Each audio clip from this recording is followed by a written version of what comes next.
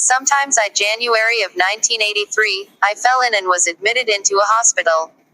The doctor diagnosed acute appendicitis and I was to be operated upon.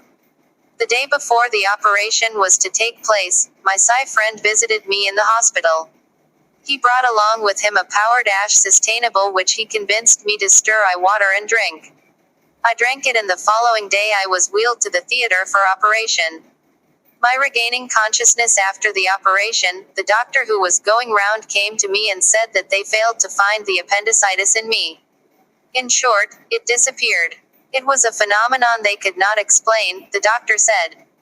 My friend's explanation of the wonders of Vibhuti quickly came to mind. In fact, it was miracle. Source: Victor Kanu, Sathya Sai Baba God Incarnate, Volume 11, pp.